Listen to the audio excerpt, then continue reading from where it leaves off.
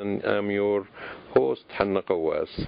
Our interview tonight is with Charlotte Cates from Vancouver, who just returned from the World Social Forum, Free Palestine in Brazil. Charlotte is a long-time activist for Palestinian rights and an organizer with the National Lawyers Guild.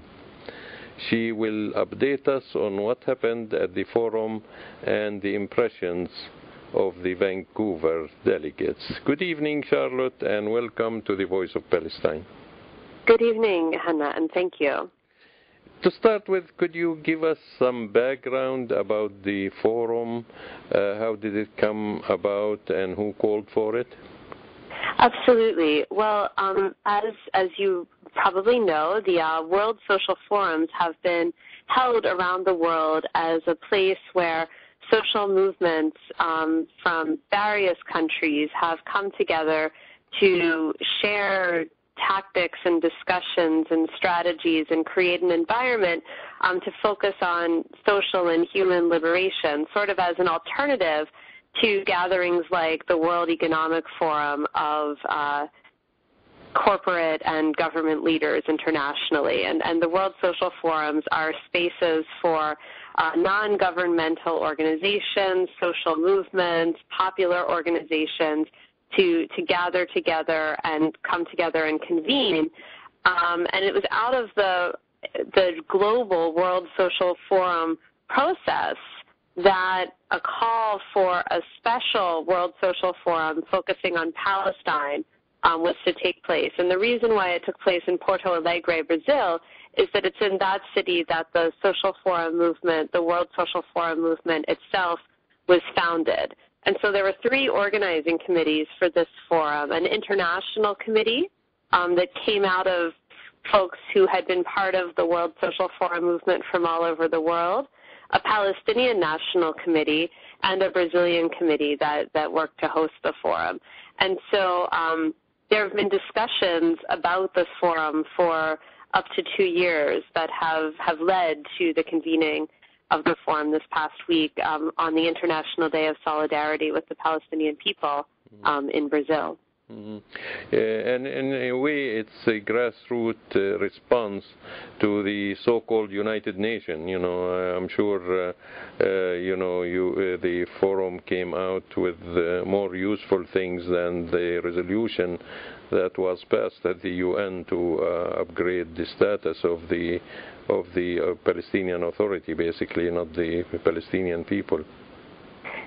Yes, I mean, the forum, very much unlike the United Nations, is a space for popular movements, for social movements, for grassroots organizations to communicate together.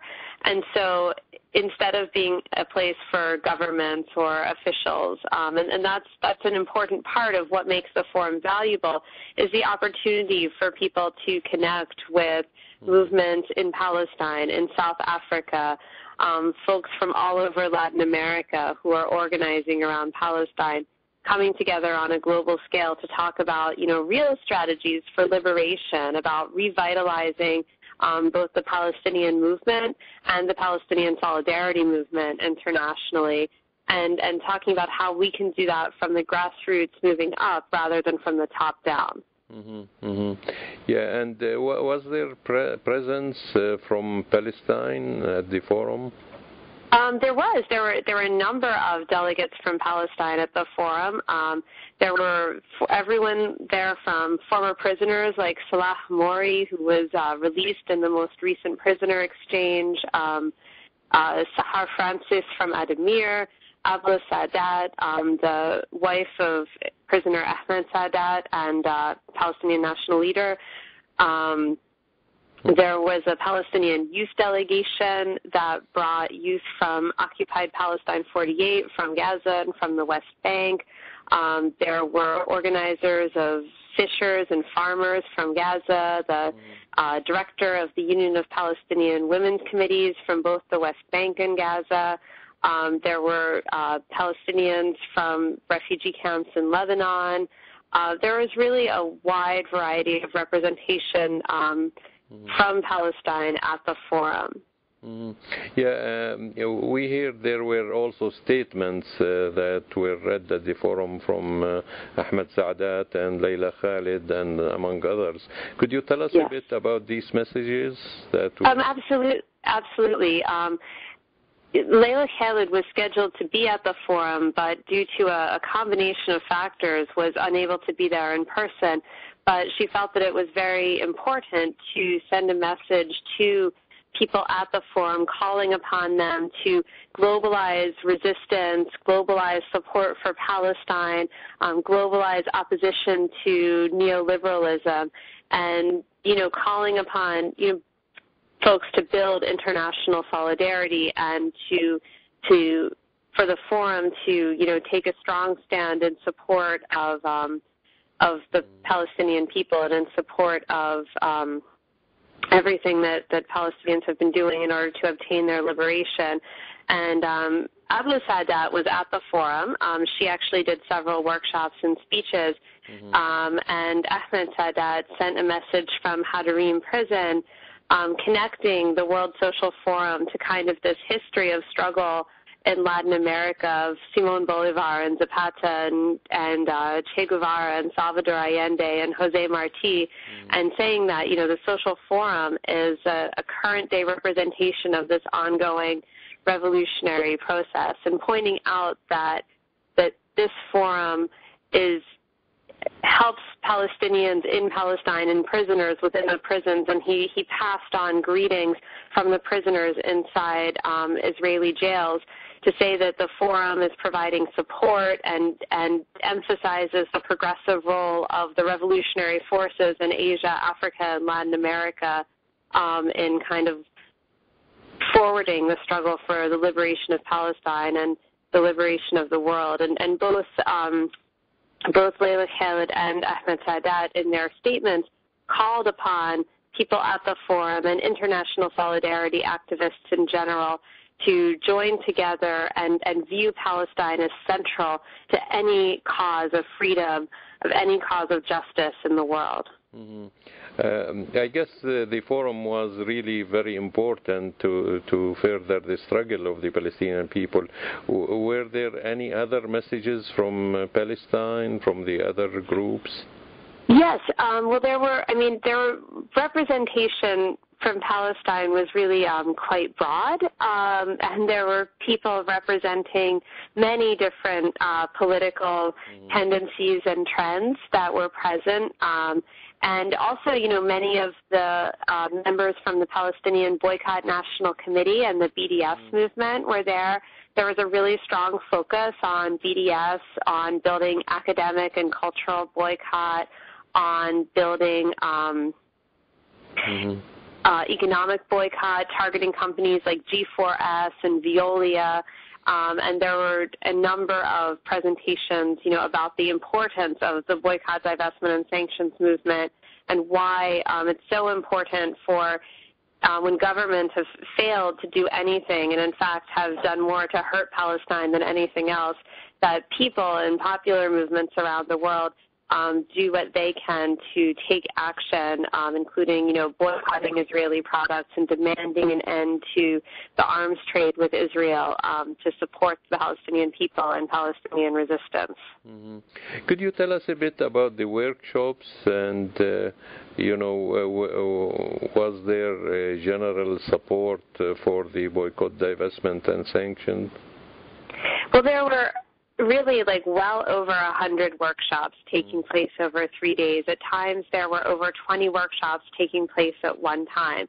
So there was a tremendous breadth of topics and a tremendous breadth of discussion taking place throughout the forum. A number of us who attended from Vancouver were part of what was called the U.S.-Canada Joint Struggle Delegation, which organized a series of workshops that focused on how our struggles for justice connect with one another. So struggles for justice for indigenous people, struggles in the Black liberation movement, the Chicano movement, struggles for migrant justice, how these movements come together and how the struggle for Palestine and Palestinian liberation is part of that same movement for social justice. And so there were workshops on feminism that centers Palestine, workshops on connecting mass incarceration in black communities in the U.S. with the mass imprisonment of Palestinian prisoners, and a kind of a whole half-day workshop that looked at Israel's role in repression and security states around the world, from Brazil to Canada to the U.S. to Pakistan and elsewhere. So it was looking at how, at the Israeli role in kind of developing security state technology and how that's playing out in countries around the world. And so those kinds of workshops were really central to how a number of people from the U.S. and Canada interacted with the forum. There were also workshops on the right of return of Palestinian refugees, workshops on what had just taken place in Gaza, the massacres and Israeli assaults on Gaza.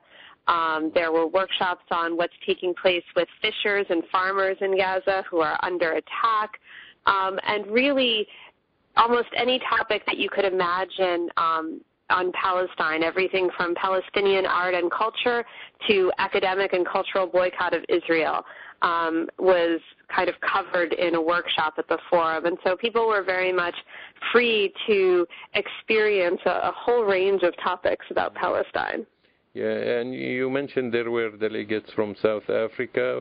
Was there emphasis on the apartheid nature of Israel, or? Yes, the South Africa delegation came from a number of different organizations, including PDF South Africa and the Coalition for a Free Palestine.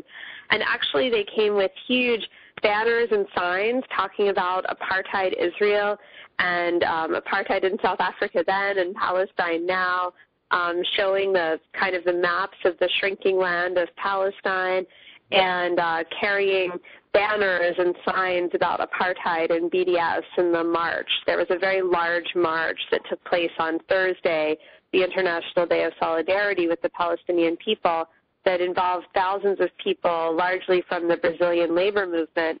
And the South African contingent there was carrying really huge banners and mostly focusing on making that link with apartheid. Interestingly, they also held a gathering place called Palestine Solidarity Africa in order to connect with other African movements and organizations that were present in the forum and help build more coordination across Africa in solidarity with Palestine. So it was a really large gathering. How many people do you say attended, roughly speaking? You know, it's hard to tell exactly how many people attended, probably over 1,000. I know there were over 3,000 people that registered, but there were workshops and events taking place all over Porto Alegre, and so it was really rare that everybody was in one place at one time. Yeah. I guess when you can't count the people, that means there are too many to count. Yes, and I will say that while at the forum, there were workshops ranging from the very large to the very small. At the mass march, which took place on Thursday, which brought together many folks from the Brazilian labor movement, from different trade unions, from social movements like the landless workers movement, which has organized kind of many rural, poor peasants and indigenous people in Brazil who came with huge contingents to really take the streets of Porto Alegre in a big march. And so that was definitely one representation of kind of how solidarity with Palestine has in many ways actually reached a mass movement level in Brazil. Yeah. In spite of all that, I mean, we hardly heard anything in the media. All we heard about is the UN, resolution upgrading the status of the Palestinian Authority, but we never really heard about it. And also, do you think it was lacking on the part of the organizers not to reach out? Because I mean, we know the media here, they're not gonna really emphasize on something they don't want to emphasize on, such as the Palestinian struggle. But do you think the organizers were lacking in reaching out through the alternative media and the social media? One thing I can say is that Even the Brazilian media actually has the same situation as in a lot of ways as the U.S. and the Canadian media. This forum actually was hindered in a lot of ways because there was a mass amount of Zionist pressure that was placed on the forum organizers, on the government of the city of Porto Alegre. They were struggling to keep their venue spaces.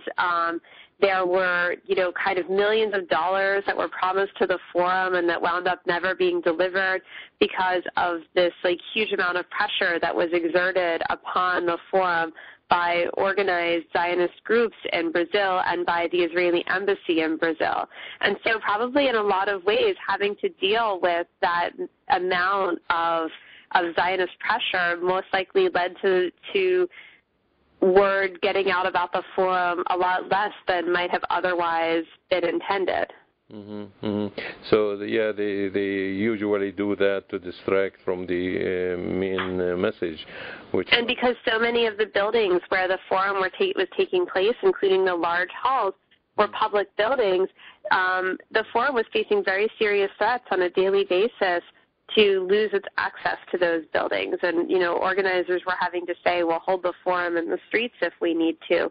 So it was actually, as much as there was this really mass level of participation in the demonstration, and as much as major trade unions in Brazil, and very differently to the U.S. and even differently to Canada, were, coming out totally in support of this forum. At the same time, there was very real pressure being exerted by the Israeli embassy, including demands that the forum drop its support for BDS, drop its support for the right of return, refuse to discuss Palestinian resistance, refuse to extend invitations to people that were viewed as associated with the resistance. And so in a lot of ways, dealing with all of these demands and pressures from the Zionist movement, and as they were reflected through the Brazilian government, became a very large responsibility of the forum's organizers in the days and weeks that led up immediately to the forum. So let's hope that the delegates will now spread the message of the forum Yes. when they go back to their home countries, because it's important to carry the message of solidarity that was really strong at this forum. Don't you say so? Absolutely, and I know that there are going to be a number of articles coming out in the coming days from folks that are coming back home from different places. There were, all kinds of different side meetings that took place that will be, issuing statements and building connections. There was a whole 2-day session called Queer Visions, which brought together folks from Queers Against Israeli Apartheid. There were representatives from Queers Against Israeli Apartheid Vancouver that attended this 2-day session. And people were coordinating from South Africa, from Europe, from the U.S., from Canada, from Palestine, together in a session and actually making new alliances that hadn't been made before, developing a statement on pinkwashing, and actually developing detailed plans on how they're going to be working together in the coming days. And I know we're going to be seeing some more reports and materials coming from those sessions very soon. The Palestinian Youth Movement, a transnational group of Palestinian youth activists, had a strong delegation at the forum. They read a statement on their approach and their critique of the statehood initiative, and they had the opportunity to meet with the Palestinian youth delegation that was there from the West Bank, Gaza, and Palestine 48, and have lengthy meetings talking about how Palestinian youth can work together internationally. And so those kinds of meetings, I think, will be bearing a lot of fruit in the months and years to come. That's great news, actually. It's important to connect with the people inside also, youth and otherwise, because, they've been in a big prison, basically. And many of them can't even travel freely, especially the people in Gaza. I want to move to the role of the Western powers and governments, especially the U.S. and Canada. Was there any emphasis on that and how they are complicit really in Israeli war crime, especially Canada with the unconditional support, whether it's diplomatic or military or economic support to Israel? Absolutely. Well, in the U.S. and Canada Joint Struggle Delegation workshops, there was a very strong emphasis on examining U.S. and Canadian complicity with ongoing Israeli war crimes, and not just complicity, but really active support, both diplomatic support and military and economic support. There was this focus on examining free trade agreements, like the agreement that Canada has with Israel, and including the agreement that Canada has with Israel, and talking about how we can strategize together internationally to stop those kinds of agreements. There were comments across the board, actually, from people when we would mention that we were living in Canada, that about the Zionist nature of Canada's government. The statements of Stephen Harper and John Baird and Jason Kenney are quite infamous internationally. Of course, this is nothing new for the Canadian government. The Canadian government's always been central to supporting the ongoing expansion and settler colonial nature of the State of Israel, perhaps because of its own settler colonial nature. But it was very well known among attendees at the forum, the nefarious role of the Canadian government. Yeah. Actually, they're more honest than the previous governments, because we used to really literally waste lots of time exposing the hypocrisy of the Canadian position.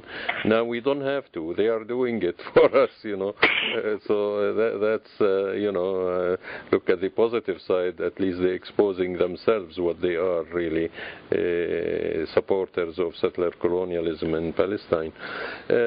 Was there any final statement or resolution at the forum? Well, there were a number of resolutions that came from different groups. So the Queer Visions group read out their statement. The Palestinian Youth Movement read out their statement.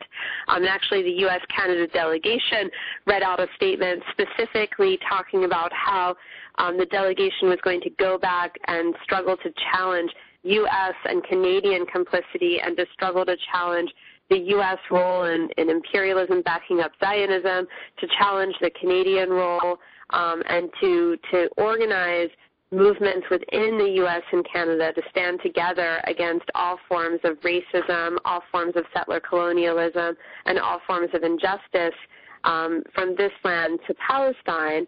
There's also a final statement of the social forum. It was quite broad, and it called upon for higher levels of international solidarity, increasing the boycott, divestment, and sanctions movement, placing an arms embargo on Israel, ending free trade agreements with Israel, getting U.S. bases out of Latin America and everywhere they are around the world, calling for the implementation of internationally guaranteed and recognized rights for Palestinians, including centrally the right of return for Palestinian refugees, the right to self-determination, and talking about Palestine and Palestinians' right to resist occupation with all forms of resistance. Mm-hmm. Yeah, actually, I think it's really important. I'm not sure if there is any of the workshops that talked about it, because to carry the message, you need to really find alternative media, because the corporate media is not going to do it for us. I mean, yes. So, alternative media, and specifically the social media on the internet. Was there such a workshop or a discussion about the, how to carry our message across the world? Yes, well, there were definitely some workshops on using alternative media, and specifically on using the internet to communicate about Palestine and kind of building social media campaigns. There was a Twitter hashtag WSF Palestine that people were using during the forum to talk about what was going on. In many ways, people were very busy and constantly going from one place to another, so I'm not sure quite how much tweeting happened despite the planning, but there was definitely a strong focus in almost all of the workshops that had a practical component on how we can use social media to help communicate with one another and help get the word out. Obviously, we can't rely on so-called Facebook activism or Twitter activism to liberate Palestine, but at the same time, the ways in which we can communicate with one another and build networks of solidarity are quite important, and they did come up again and again as a topic of conversation. No, I believe also that organizing is more important than anything else. And, when people are there, they're really busy doing the organizing and knowing each other and connecting, etc. But as long as the word comes out after, and we are trying to do that on this edition of the Voice of Palestine, that's the important thing, is to get the word out. I'd like to talk because it happened at the same time when the forum was, which is the International Day of Solidarity with the Palestinian People. The partition plan really happened in 1947 on November 29th. So, when this resolution passed to upgrade the status or a non-state status of the Palestinian representative at the UN, was there any fanfare? I mean, to be frank, what happened is really the only benefit from it is really focusing back on the Palestinian issue. I don't see any other benefit actually aside from whitewashing the face of the Palestinian Authority and Mahmoud Abbas in front of the world after he failed miserably in leading the Palestinian struggle. Actually not failed, but he's took it back at least 50 years. But was there any response from the forum? I'm sure some people were happy, but in general, would you say could you tell us how the response was at the forum? Because I believe most of these people are aware of why all this maneuvering and why at this time. Why Abbas didn't ask in 1998 after the 5 years transitional period where they promised us a state in 1998, why he didn't ask then for UN recognition?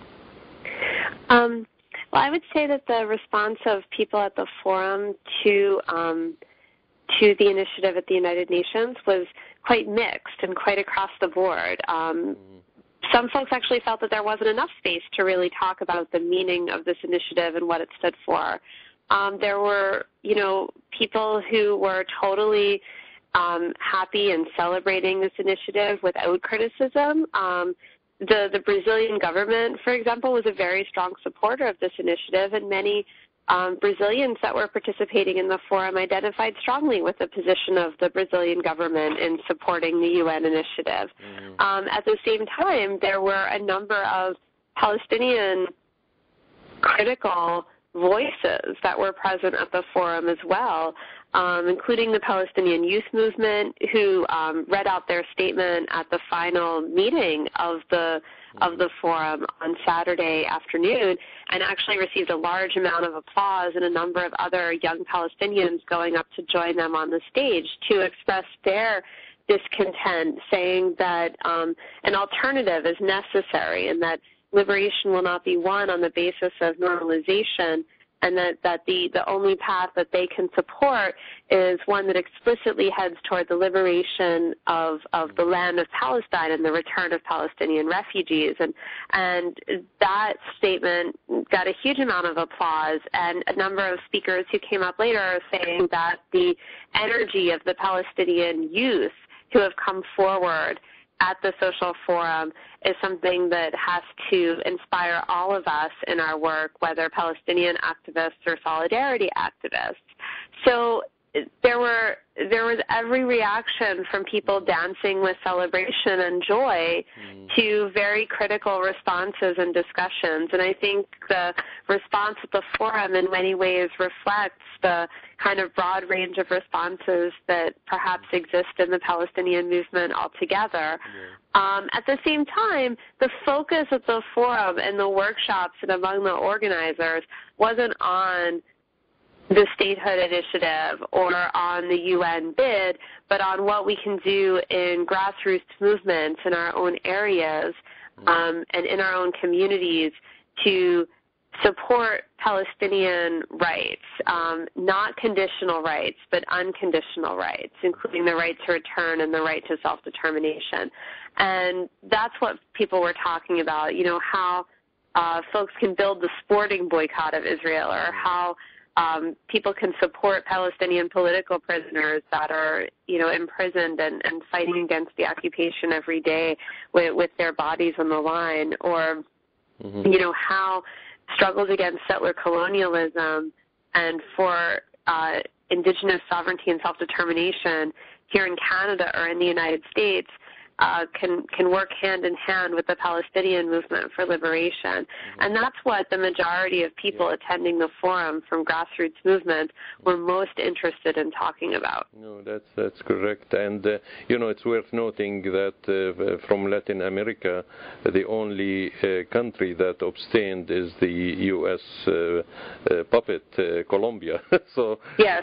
That's interesting. That shows, also reflects, governments reflect the will of the people. If any other government did vote against or abstained from South America, they will be in trouble with their own people. The same thing with the Arab regimes. The Arab regimes are the ones who are keeping Israel in business by supporting the U.S. economy, whether it's Saudi Arabia, Qatar, Kuwait, or the Emirates.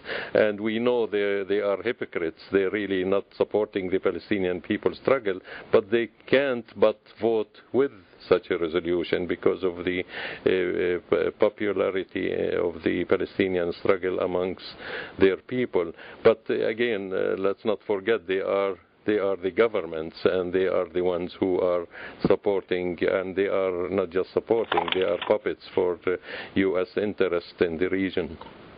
Yes. Absolutely. Yeah. So,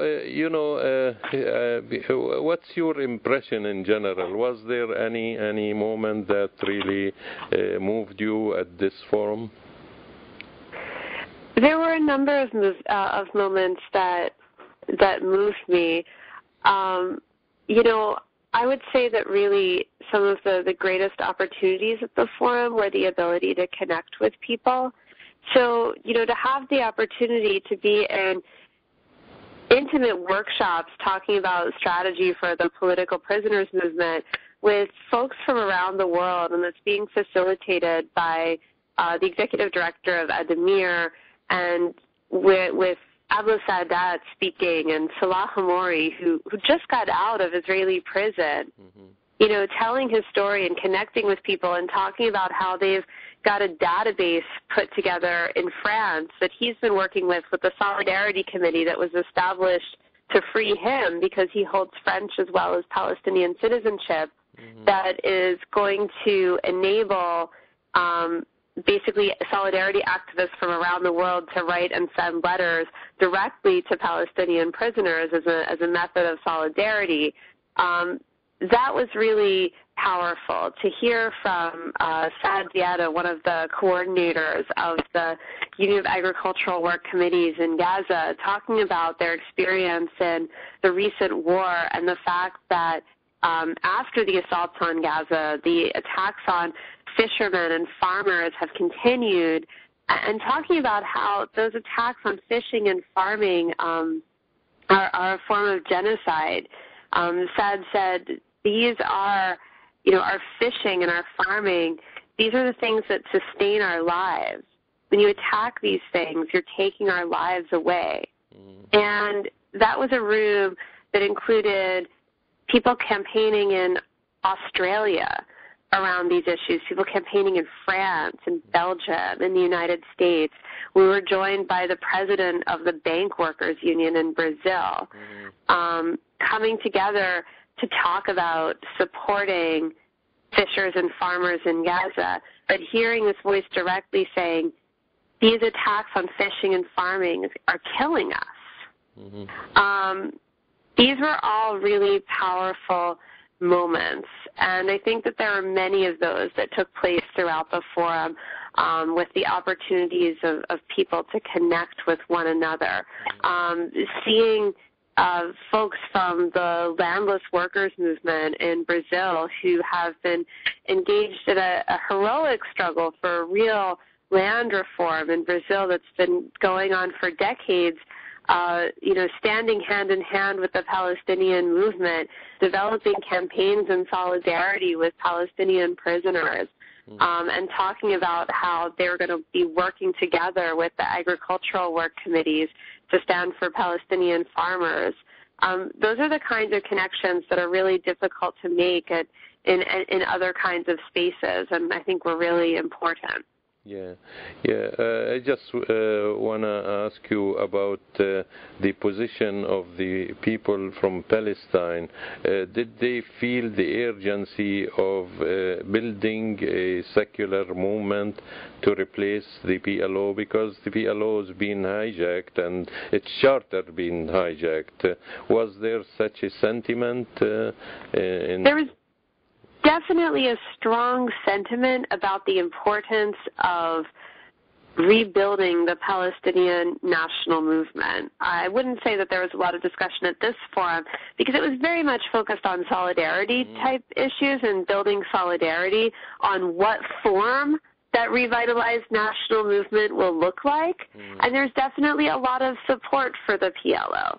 But at the same time, there was also a very strong conviction that there's a need for the Palestinian National Liberation Movement to develop itself and to revitalize itself and to rebuild itself in a democratic manner that reflects the movements and honors the vast sacrifices of the Palestinian people. And so it was folks from those movements that were present at the social forum and who have a very strong commitment to engaging in the process that must take place of rebuilding the Palestinian national movement.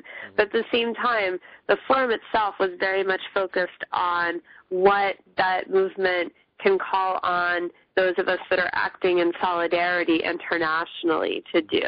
And so on establishing core Palestinian rights as non-negotiable and as central to any solidarity work that's taking place. The principles of the movement, which is essential really for any solidarity forum. Even if there is no clear liberation movement that leads the struggle, but the principle we can't really argue about, and the people who are supporting the Palestinian struggle, they are supporting us because of the certain humanitarian and national rights that the Palestinians are fighting for. Just to conclude, is there anything happening? I'm sure there will be some forums or from the people who came back, at least here in Vancouver. Is there anything planned, or you'll let us know when it's planned?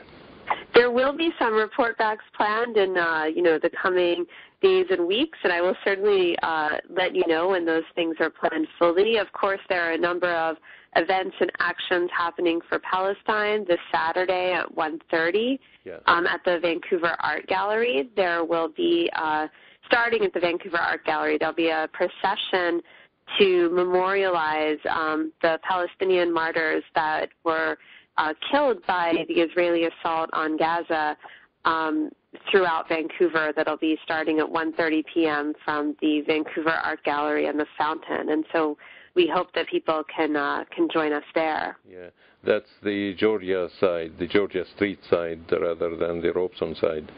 Yes. Okay, that's great. And it's this Saturday at 1:30. We urge our listeners to come out in force to support this event. Also, I think we'll keep our listeners and people who want to know about things happening here in Vancouver, they could go to the Boycott Israeli Apartheid campaign website or the Canada-Palestine Association website. All you have to do is just Google the name and you'll get the websites. Am I correct? Yes, absolutely. Unless you have